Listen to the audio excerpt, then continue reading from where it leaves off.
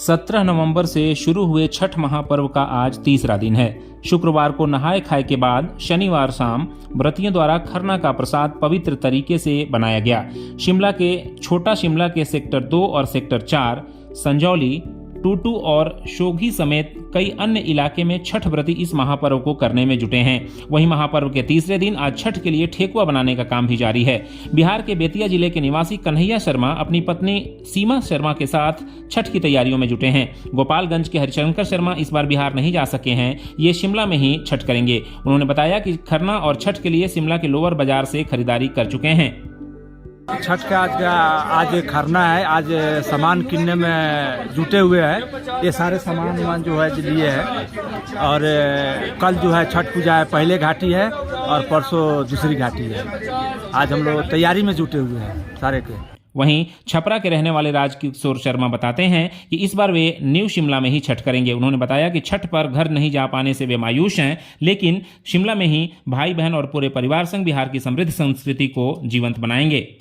छठ का तो बहुत भीड़ भाड़ से तैयारी कर रहे हैं अपना। हम लोग बिहार के रहने वाले, घर से दूर है। हम लोग तो समझते हैं कि घर पर ही मनाएं, लेकिन मजबूरी में मनाना पड़ता है हम लोग को। लेकिन छठ पूजा का सब पर क्या करें, बहुत धूमधाम से यहाँ पर भी मना लेते हैं हम लोग। घर में तो पूरा फैमिली है, हमारा भाई है, सब कुछ है। यहाँ 2-3 भाई और है, सबका फैमिली है। मुख्य रूप से बिहार, उत्तर प्रदेश, झारखंड, दिल्ली, नेपाल समेत दुनिया के कई देशों में मनाया जाने वाला यह महापर्व अपनी पारंपरिकता और महात्म्य से देश भर में प्रसिद्ध है।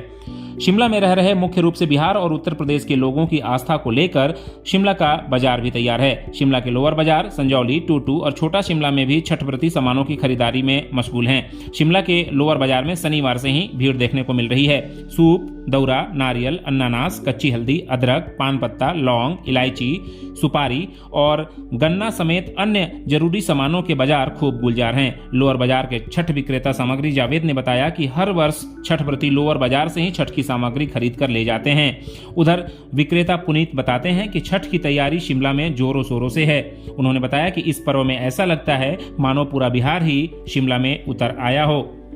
इंडिया में काफ़ी उत्साह और चाह से मनाई जाती है छठ पूजा।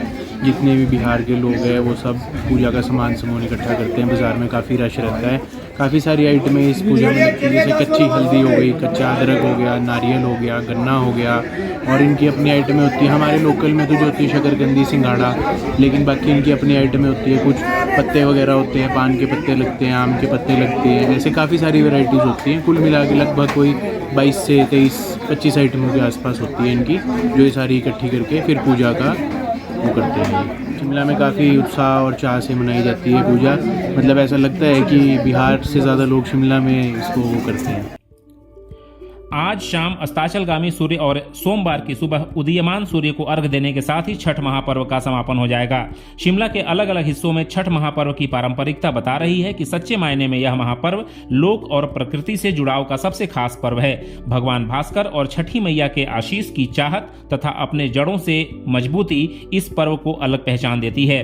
इस पर्व के महात्म्य का अंदाजा आप इससे लगा सकते हैं कि देश की महामहिम राष्ट्रपति द्रौपदी मुर्मू ने अपने संदेश में कहा है कि छठ पूजा सूर्य देव की आराधना करने के साथ ही जल स्रोतों का पूजा करने का अवसर भी है। प्रकृति से जुड़ाव यह पर्व हमें पर्यावरण संरक्षण को बढ़ावा देने के लिए प्रेरित करता है। वहीं छठ का गीत रुनुकी झुनुकी बेटी मांगीला पीएम मोदी के बेटी पढ़ाओ बेटी बचाओ के संकल्प को भी मजबूती देता है। शिमला के अलग अलग इलाकों में बज रहे छठ के गीत प्रकृति और लोक का एहसास बखूबी दिला रहे हैं। ठेठ गांव जवार का यह पर्व सीधे परम सत्ता से लौ लगाने का लोक माध्यम बन चुका है। न कोई पुरोहित, न कोई पुजारी, बस आप और प्रकृति। फिर बात जब शिमला के प्राकृतिक वादियों में इस महापर्व के मनाने की हो तो इस पर्व की पारंपरिकता और सात्विकता परवान चढ़ रही है। डीडी हिमाचल के लिए शिमला से रविशंकर सिंह की रिपोर्ट।